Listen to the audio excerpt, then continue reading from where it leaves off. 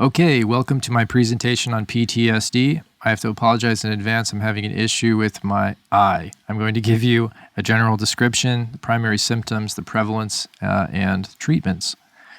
Post-traumatic stress disorder is defined by the World Health Organization's International Classification of Diseases Manual as a delayed or protracted response to a stressful event or situation of an exceptionally threatening or catastrophic nature which is likely to cause pervasive distress in almost anyone. It's a stress disorder caused by a trauma. It's unique in its diagnostics as a mental health disorder in that part of its criteria explicitly relies on an external event. So drawing the line between normalcy and psychopathology relies on clinical discretion and a defined diagnostic criteria. The criteria we use has an interesting history with PTSD itself. In order to find the criteria, we use two manuals. The DSM, Diagnostic Statistical Manual of Mental Disorders, published by the American Psychiatric Association in 1952, and the ICD, International Classification of Diseases Manual, published by the World Health Organization, which added mental disorders in 1948. And they've developed alongside each other ever since. But the DSM was based on shell shock during the Second World War, a document in 1943 called the U.S. Military War Department Technical Bulletin Medical 203. Shell shock then later became PTSD and was part of the reason that the manual was made is because of war and because of its effects on soldiers. So the term was changed to post-traumatic stress disorder in the 1970s during Vietnam. More studies on PTSD during wartime. It first appeared in the 1980 DSM-IV, and it's now sometimes referred to as combat stress reaction for its specific occurrence in soldiers.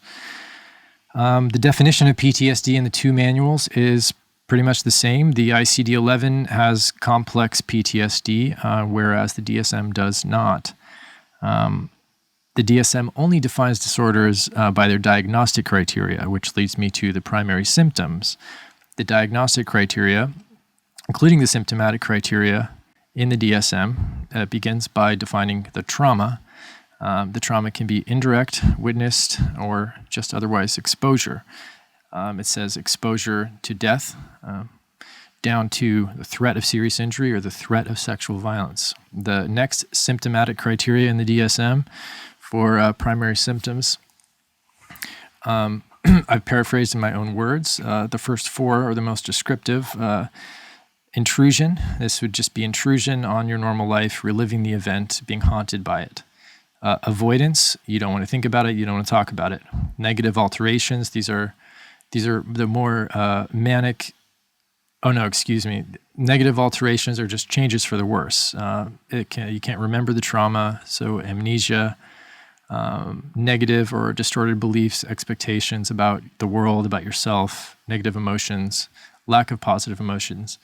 These are the more depressive symptoms. And then the next is the more active manic expressions of symptoms, which is alterations in arousal and reactivity, they call it. So this is aggressive, reckless behavior, paranoia, my word, not theirs, inability to concentrate, insomnia, etc. So while those four are considered normal reactions to trauma, the next symptomatic criteria is where it becomes psychopathological, and it's a temporal criterion that says persistence of the previous four symptoms for more than a month is what defines the psychopathology of the disorder. The last two qualifying sort of clauses are just the symptoms are impairing you and they're not due to medication, substance, or illness.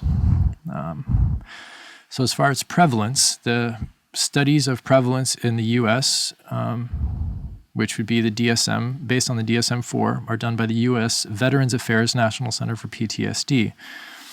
They use the National Comorbidity Survey Replication, the NCSR.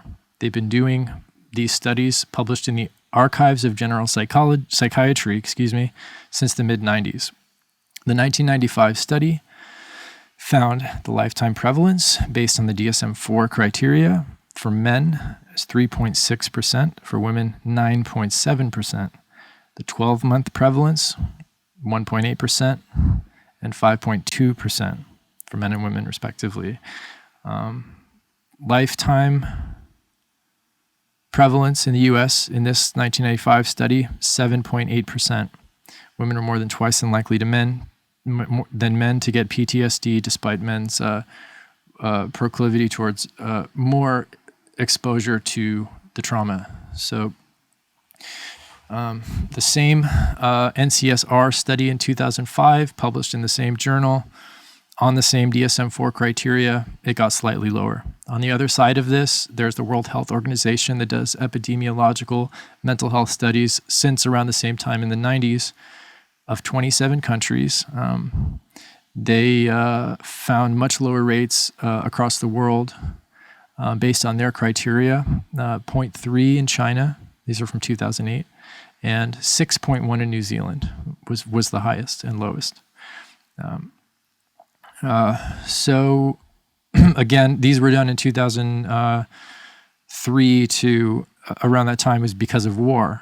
Prior to that, Vietnam War is where it got into the 1980 DSM, and then prior to that, where it began, the DSM manual was World War II. So how is this treated? The ICD states the recovery can be expected in the majority of cases.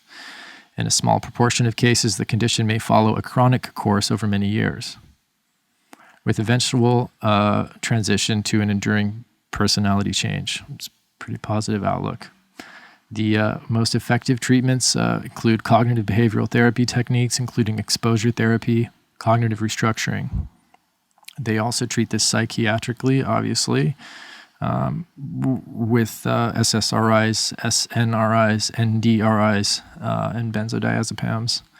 I thought it was important to note here that there are arguments that the DSM is biased toward these type of treatments.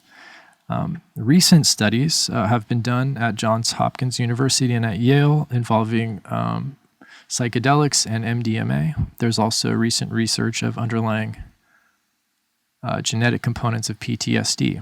When all else fails, consult your local public department of mental health. And thanks for watching.